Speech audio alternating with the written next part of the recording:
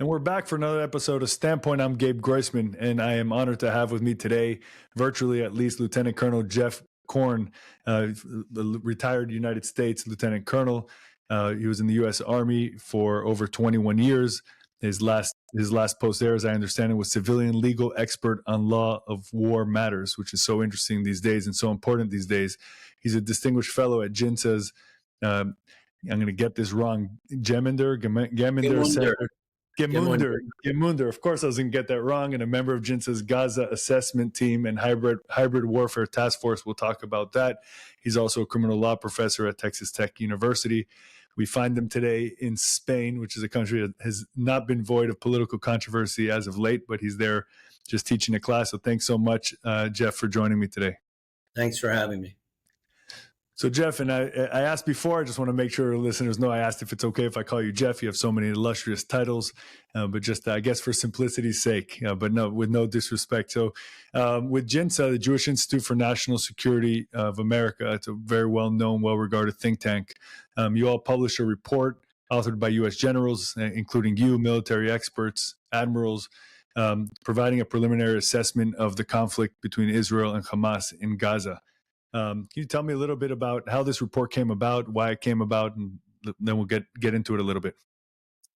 Yeah, JINSA, I first got involved with them back in 2014 when they first decided to ask a group of retired U.S. flag officers, that's what we call generals and admirals, if they would be willing to do an assessment of the 2014 conflict between Hamas and Israel. JINSA, for many years, has done what they call their Admirals and Generals Tour, where they will reach out to recently retired flag officers, usually 3- and 4-star level, and invite them for a policy tour to Israel so they have a better understanding of issues in Israel now that they're more in the public space. They're not in uniform anymore.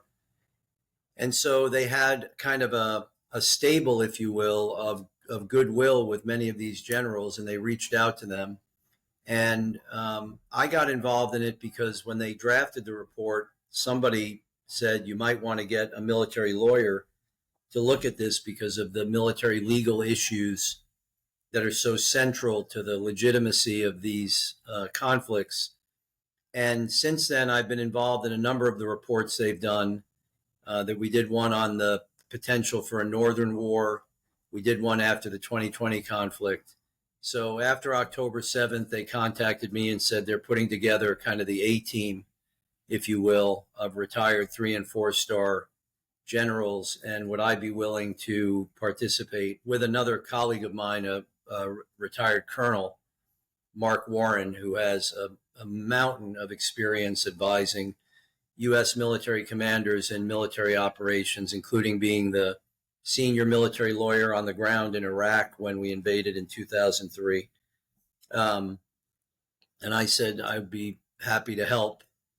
And so this is basically, it's sponsored by JINSA, but JINSA doesn't really have a fingerprint on it. They give these generals full authority to reach whatever conclusions and findings that they choose to reach. Of course, JINSA's outstanding Vice President for Policy, Blaise Michel, is kind of framing the thing and proposing an outline, but it's all subject to negotiation, many, many meetings on Zoom before we went over there.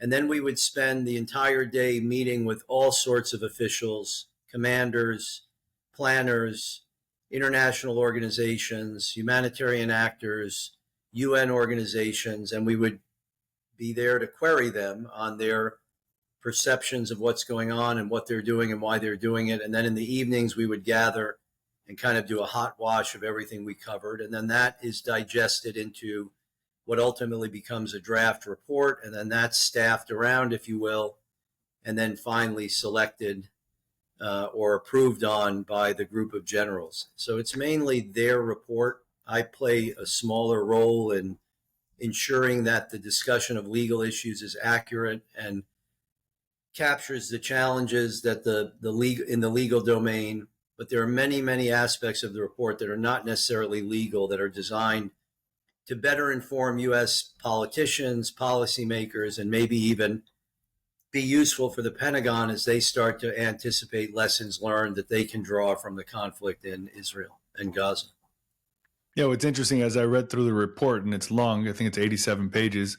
What jumped out at me were the legal sections. Maybe as a lawyer, I'm not a military guy, so just focusing on the legal rights sections that you put in there, which are very interesting. But just to take a step back, what was the purpose and the goal of putting together an assessment report? Well, I think JINSA's goal is to provide a product that would be useful mainly for U.S. policymakers, politicians, to give them a perspective of how to understand the conflict through the lens of experienced combatant commanders from the United States. You know, if you think of the public discourse on the war and the commentary on the war, there's very little that comes from people who've actually had to lead forces in combat against nefarious enemies. And so the perspective that these generals and admirals bring to the discussion, I think, has some unique value. I don't know of any other organization that does what JINSA does.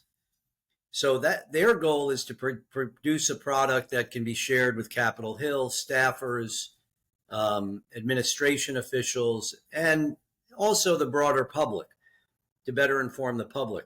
I think for me personally, the reason that I find these projects so important is the reason I just stated. It's that it is so, in my view, it's so important to assess the legality, legitimacy, and effectiveness of a military campaign through the lens of experienced combat leaders and not just through an abstract lens.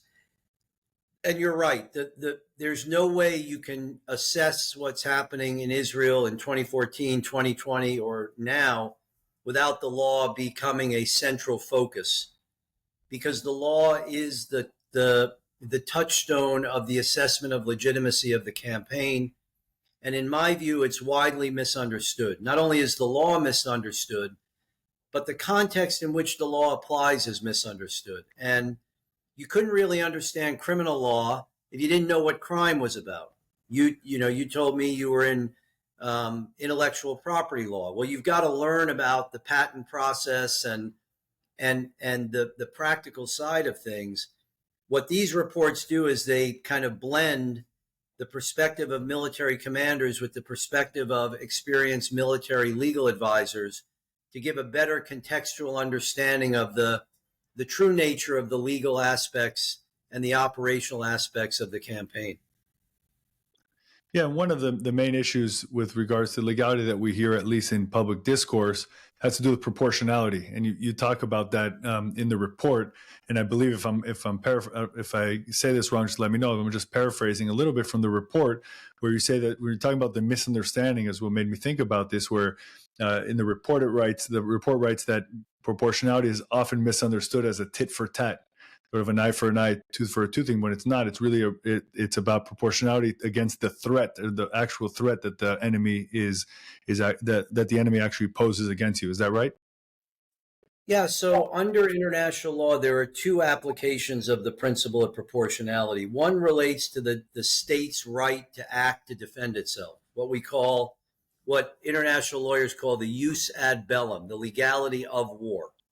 And the United Nations Charter enshrines an inherent right of individual and collective self-defense in Article 51. So a state, and as a lawyer, you'll understand this because it's the same principle that we learn about self-defense in criminal law. If you're the victim of an unlawful attack, you have an inherent right to act to defend yourself. Now, you have to use proportional means to do it.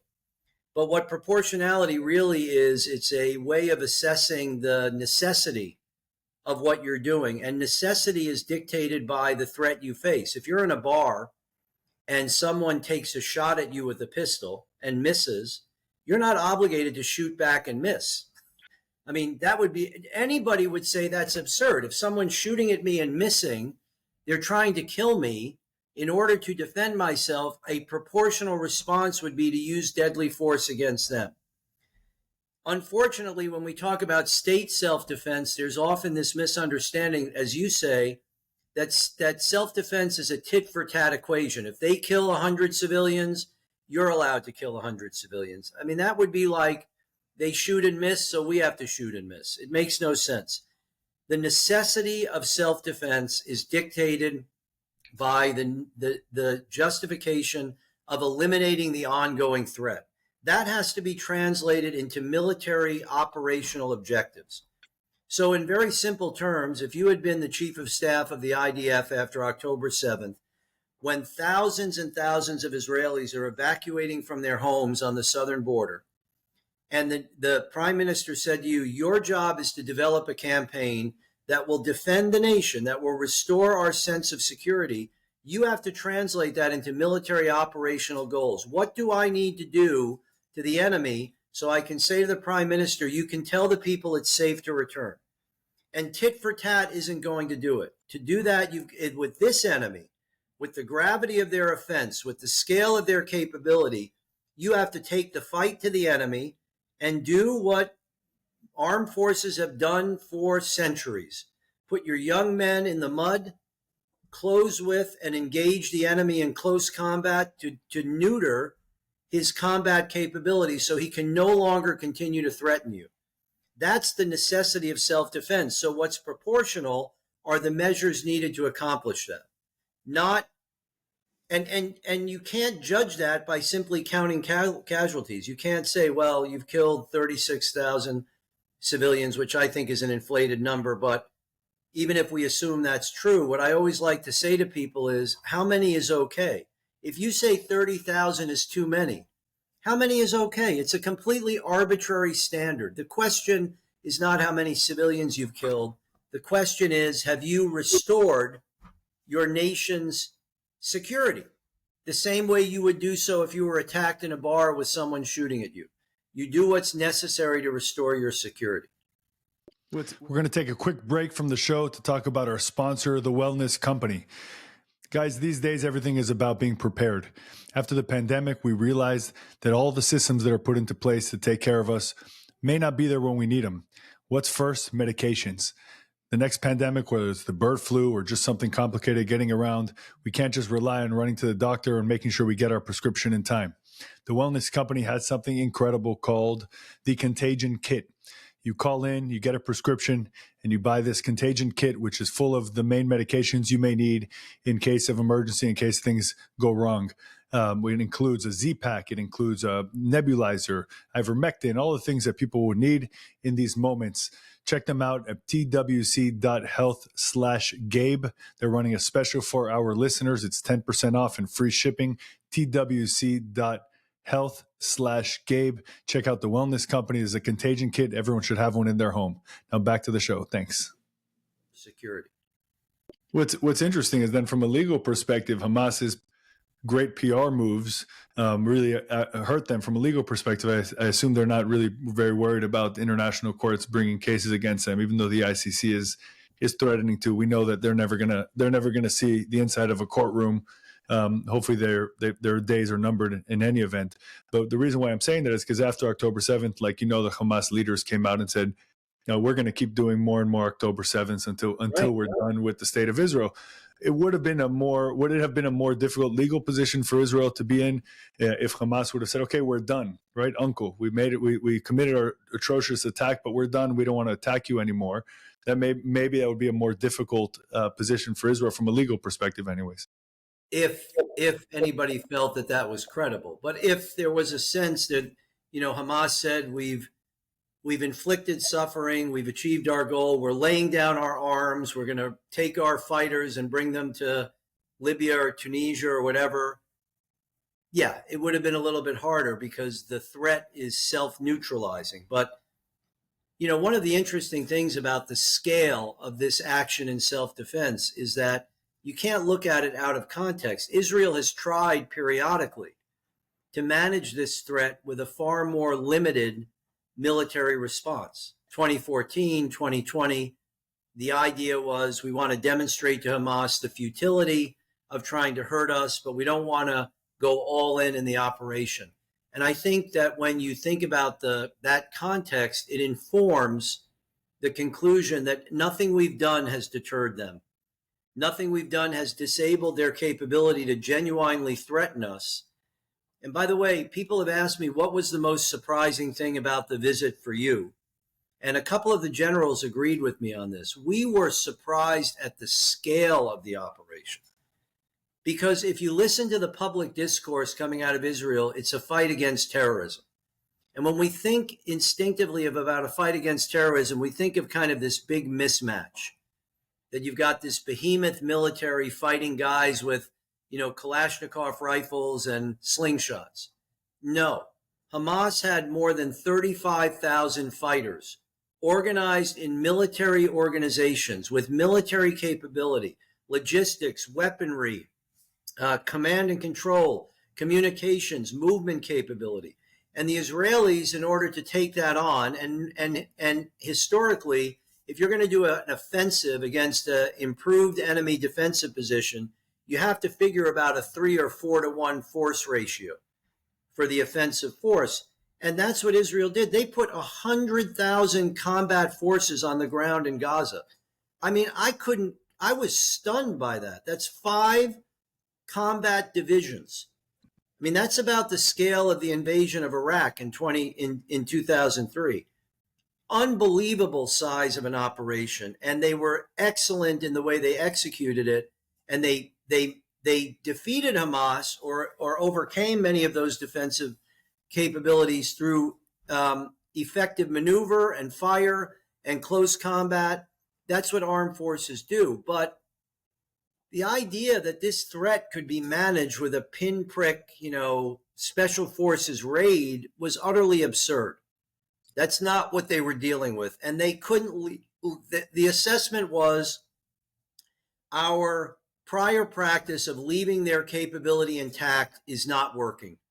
So it has to be destroyed. And the only way you can do that is to close with them in close combat. And when you're fighting an enemy that embeds itself in the civilian population and the most densely populated civilian areas, the inevitable result of that is civilian casualties and widespread destruction of civilian property. But it's easy to look at the Israeli tank that fires the round that blows up a building and say they caused the destruction. What we really ought to be asking is who bears responsibility for that destruction? And it's the enemy that's embedded himself there that bears that responsibility. But that's completely missed by the way most people look at this, and that's because they're not understanding it from a military operational perspective. We still see, it's not just in the beginning of the war, we still see the United States the Biden administration pushing Israel to operate with quote unquote pinpoint precision and, even calling out the Israeli incredible operation over the weekend to save 4 hostages that were being held in densely populated civilian areas. And then the Israeli forces, when they went to take them out, were attacked by hundreds of terrorists, and they fired back. And the number of Hamas says is 200 were killed, which actually seems like a small number when you watch the videos of those operations. But that's sort of misnomer of, it's almost like wishful thinking, or I say like video game warfare, where you can just send in a special operator to go out and take out the bad guy. It seems so far-fetched and so disconnected from reality, but it's still something that it doesn't keep the administration from pushing that, and from political actors around the world from pushing Israel to engage in that way. But I did want to ask you a question. I don't want to just gloss over the fact that you went on a fact-finding mission to Israel in reaching the conclusions in this report, and then we'll get to the conclusions. We know that the ICC, the International Criminal Court, is seeking warrants against Prime Minister Netanyahu and Yoav Gallant, the defense minister. And one thing they did not do is go out and visit Israel. They were supposed to, and they decided not to, and just issued the warrants. Tell me a little bit about that fact-finding mission. Were people, was the military open to talking to you? Did you find that you were able to gather the information? Your group was able to gather the information that you were looking to gather to be able to reach the conclusions? Well, obviously we were time constrained, and so were the Israeli commanders. They're fighting a war. I honestly don't think the United States would even allow that type of engagement in the middle of a campaign. But they were very forthcoming. We didn't review every target folder. They're not going to do that. That's classified information, and we wouldn't do it either. But we got a general sense of the way they function, and I have very close connections with a number of outstanding military lawyers in the Israeli Defense Force and have for years. And I, along with many other U.S. military lawyers and former military lawyers, have a deep understanding of the processes that are integrated into military campaigns in Israel. So I think we had plenty of information. And, the irony of the disconnect between the report and the public perception is one of the important findings of the report from the generals was that the tactical execution of the campaign was outstanding, that their ability to get in there and root out Hamas was excellent. But and in terms of the U.S. reaction to it, it's interesting. We were told by Ron Dermer, no less, in a meeting that his feeling was that the administration was being very supportive of Israel. There was a little bit of a disconnect between some public rhetoric and behind the scenes commentary. There's a political dimension to this. You've been a mayor, you've done political campaigns, you understand. I think that if this were occurring 2 years ago, our response would be different from the administration. I mean, you have a president that's going into a campaign that could be decided by a minute number of votes in a couple of important states, and one of them is Michigan, where he's suffering through this dump Biden absurdity, in my view. So it's walking a tightrope. I don't like some of the things the administration has done, but I also don't like the way the media has characterized a lot of it. For example, that State Department report that came out, and they took one line from it that said, Israel may be using U.S. defense materials in a way that violates international law. They ignored the rest of the report. The rest of the report pretty much mirrors our report. It was pretty good from the State Department. And candidly, you cannot find an American military campaign where there's not the possibility that there's been some violation of international law. No military is perfect. But for the media all over the world, that was the headline. The suggestion being that the State Department is throwing Israel under the bus, which I don't think was true.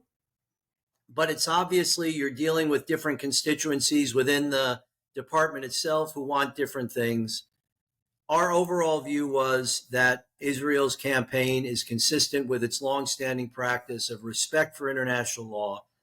And the ultimate irony of the condemnation of Israel is that the reality is you have one side to this fight that's trying its best to mitigate civilian casualties. That's the Israeli Defense Force, sometimes at great risk or operational cost. You have the other side of the fight that's doing everything it can to exacerbate civilian casualties. That's Hamas. And the party that's continually condemned is the side that's doing what it can to prevent it. It's perverse. Yeah, it's absolutely perverse. The world is on its head. Everything is backwards when you look at it. Just issues of morality. In fact, everything is actually absolutely upside down.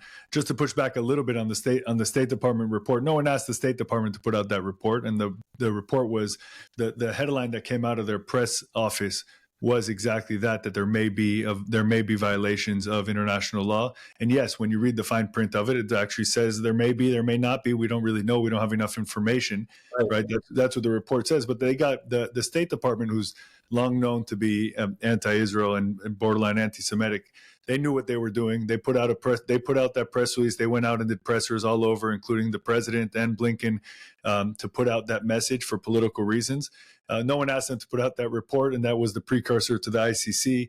All of this builds on top. It was the week after, if I'm not mistaken, that Biden gave his interview and nightly news, talking about how he was not going to give Israel any offensive weapons to go into Rafah, only defensive weapons, and he withheld arms that were going to Israel. It's all gamesmanship.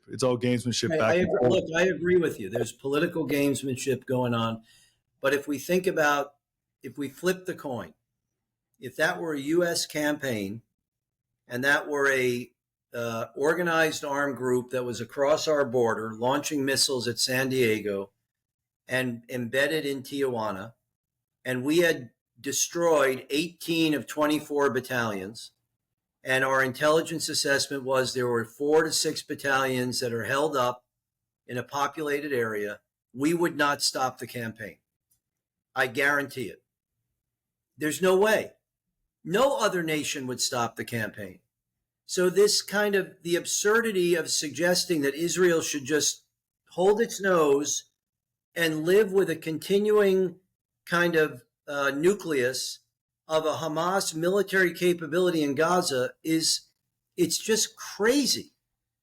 If anything, I think that the hand wringing over finishing the operation in Rafah has exacerbated the suffering in Gaza, dragged the conflict out.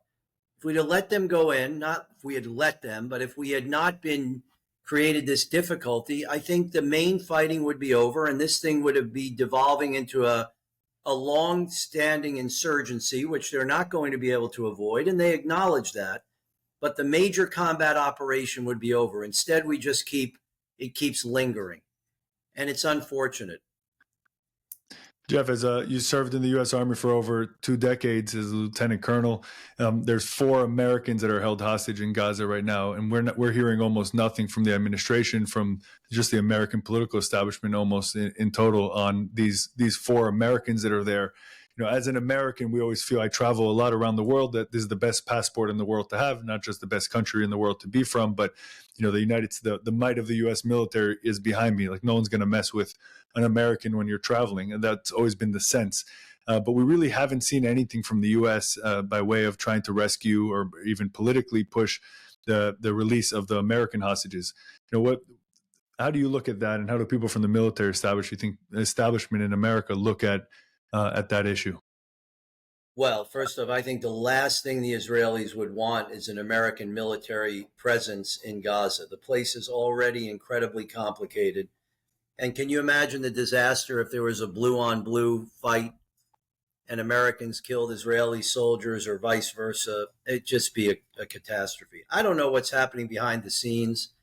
I have to believe that there's a lot of defense level and intelligence level cooperation where we're trying to do our best to help them figure out where these hostages are.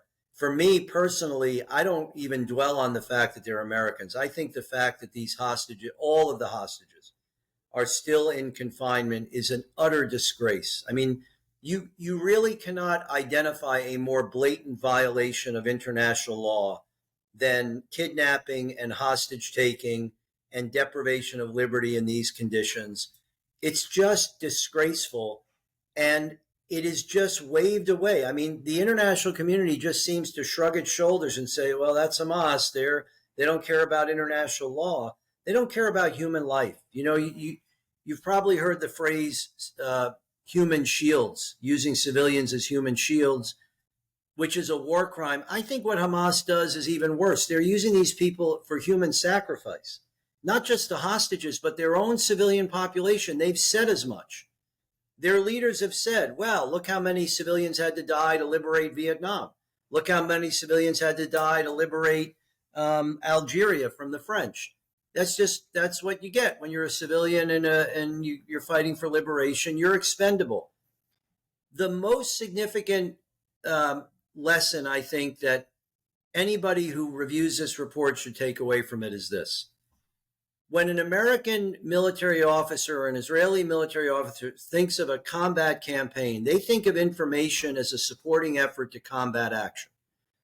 That our goal is to close with and destroy the enemy, to defeat the enemy, to bring the enemy into submission. So information supports combat. Hamas has it the exact opposite. They don't have any aspiration of defeating the IDF in battle. For them, combat is a supporting effort to an information campaign. And to achieve their goal, to force Israel to stop prematurely, they've got the most important thing they can generate are civilian casualties. Civilian casualties are the Achilles heel for Israel's ability to maintain its campaign. As you said, it affected our own administration's support for Israel and created these moments of discouragement for someone like me, where you have the administrative officials saying things that we would never say to our own commanders. Stop the campaign. And that's all because of this perception of indiscriminate and immoral attack on civilian population. It's led to the effort for the arrest warrants at the ICC. It's led to Israel having the world flipped on its head, Israel having defended itself against spurious claims of genocide in the International Court of Justice. All of these are the result of Hamas's use of civilians as fodder, as ammunition. So they don't just use civilians to shield targets, they use civilians to get them killed, to make Israel conduct operations to kill civilians. And I don't think it's any surprise that we've been finding out trickle by trickle that the Israelis have been finding dead hostages, because that's the other thing that puts pressure on Israel. If you think you're only going to be able to get them dead, maybe we'll force you to stop. And it's a playbook that our enemies can learn from, right? If you're Putin and you have to contemplate fighting NATO, you know that you can barely stand up to Ukraine. If NATO ever got in a real fight with Russia, we would beat the snot out of Russia. So what is he going to do to make the United States and NATO stop? Create situations where we have no option but to inflict civilian casualties, and then use that to sow discord in the publics of democracies that are trying to stay unified in a campaign. It's perverse, where we are incapable of acknowledging that the side that's putting the civilian at risk is ultimately accountable for the civilian suffering, not the side that's trying to avoid hurting civilians but has no other option when it's fighting an enemy. Yeah, it's incredible. When I read the report or read through the report, a few things stood out. One thing that which you mentioned earlier is, I was thinking, where's the report on Hamas? And Hamas is if Hamas is withstanding or holding up to international law and law of warfare. Everybody knows they're not, and people, like you say, just brush it away. I think it's the bigotry of low expectations, right? Right. Just kind of like write it off and just focus on Israel. The report, though, concludes, if I'm not mistaken, that on the military aspect, Israel is eating Hamas for lunch. Right, they're winning almost every, if not every, military confrontation that they're having, even in the north. Which I don't know if it's addressed in the report. When Hamas came back, sure, because Israel moved their forces, Israel went back to the north, and now they've flooded it with soldiers, and they're taking it back very easily. But in the information war, and in the Israel is losing that handily. Hamas is really playing around with Israel, and the world and the global media is eating from their hands. The conclusion a little bit says that Israel has to do better in as far as ascribing the day after. What's the plan? Why are we fighting? What are we going to try to get to? And that it could impact the military readiness, even of the military capabilities, if the soldiers don't really know what they're doing. The only thing, if I misunderstood that, please explain it. But if I didn't, I don't know how much it trickles down to the rank and file soldiers or not. From a society perspective, it is definitely an issue. It's a complicated issue as far as what are we actually fighting for, to end Hamas for sure, so they can't attack Israel anymore. But what it looks like the day after, I don't know how many people are really wrestling with that are on the battlefield. No, listen, I don't think the average soldier wrestles with it. What these generals know from hard-earned experience is that you can snatch defeat out of the jaws of victory if you have a tactically and operationally excellent campaign that's not nested within a broader strategic objective, because you don't know what conditions you need to set. Are we going to stay? Are we going to occupy? Are we clearing and leaving? Are we clearing and holding? Are we providing the humanitarian assistance? Are we facilitating the humanitarian assistance? All of this was kind of chaotic.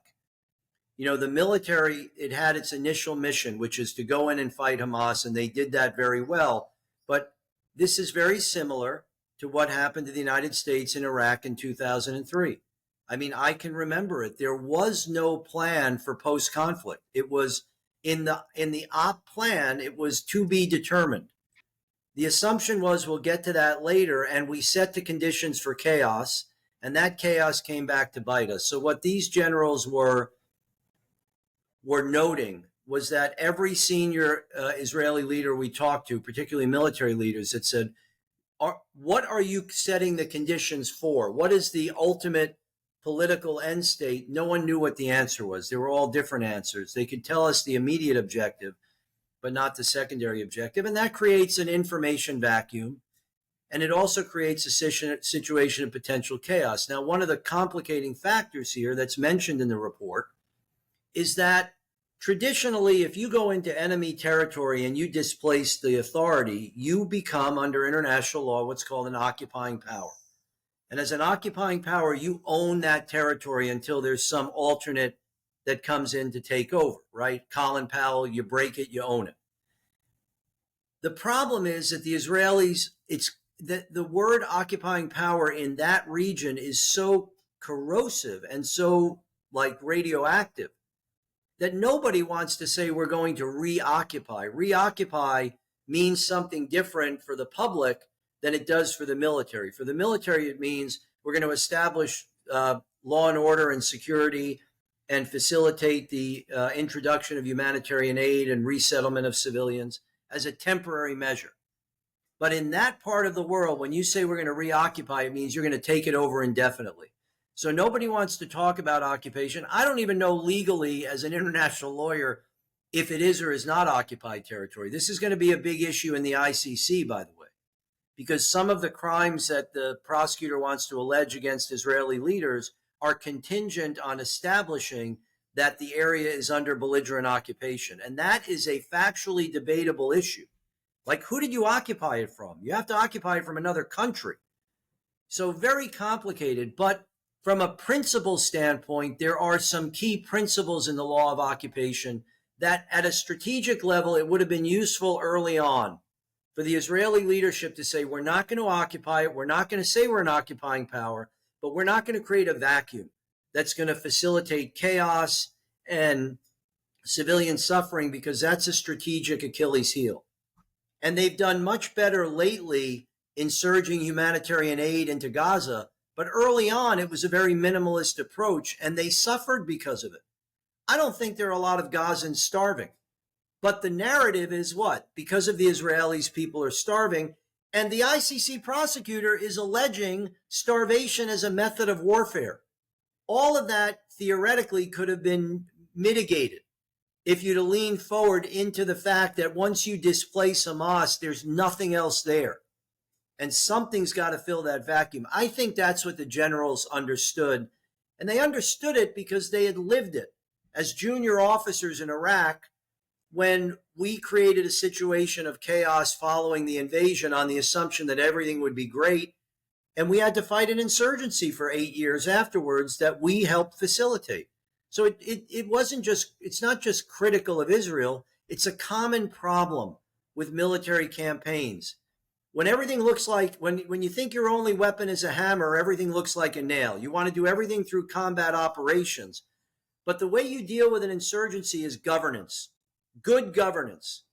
And that is hard. And that's not, you can't do that through the barrel of a tank. That's what those generals understood.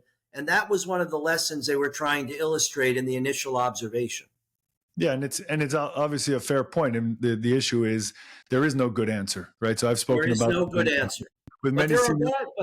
there are worse answers. There are definitely bad answers. Leaving Hamas in power is not an acceptable answer for anybody in Israel. I think everybody agrees on that. The debate is whether they're going to just govern internally, whether it's the tribes that are inside of Gaza, in the north, the center, and in the south will take it over. There's talks about bringing in foreign governments, Arab governments to do it, which I push back against greatly, and obviously the Palestinian Authority as well is an option. But it's definitely a fair point that there is no clear objective in this for the day after, whether it's Israel's responsibility or not under international law, or just generally morally, or just practically speaking, because it's at their doorstep, is a question that needs to be answered by the leaders of Israel soon as the war starts. This phase of the war starts winding down for sure. I think so. When I read the report, and we'll wrap with this, it's interesting because when those of us who spend a lot of time dealing with issues related to Israel, and there's no secret, I'm a big Zionist. I love Israel, Jewish, but we love getting into the nitty gritty, into the facts, and understanding the facts and the history and the law, which is really what this report does, and it provides. It at the same time is maddening because we're losing in information warfare, which isn't about facts anymore. It's about narratives, and but these kind of reports for me are very important.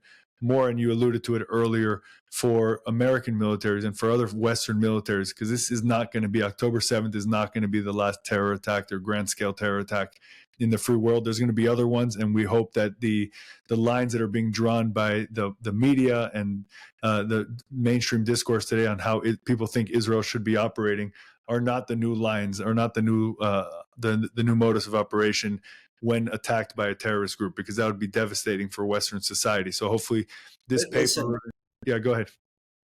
One of the first op-eds I wrote, I published it, I think, on smerconish.com, was titled "Equality of Application Does Not Require Equality of Condemnation." I saw this coming a mile away. Both sides are bound to the same law.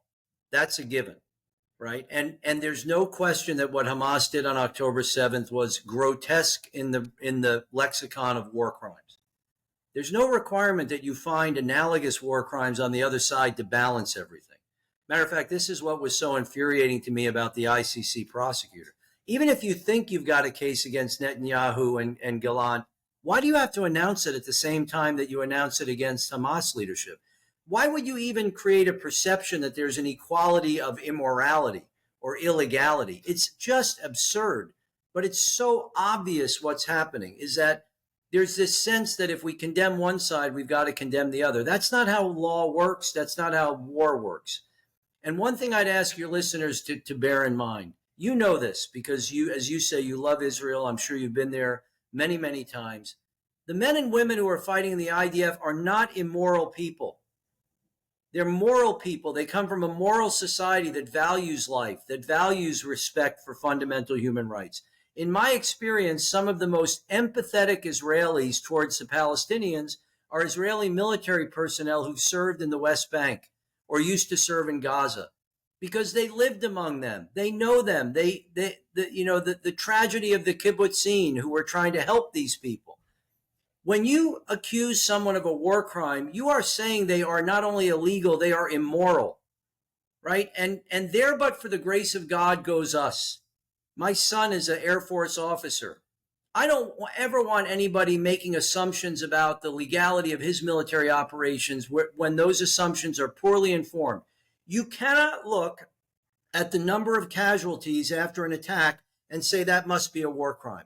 Because the question is not how many civilians were killed. The question is the balance between your military objective and the need to inflict that destruction. So what we see constantly is 1 plus I don't know equals 10.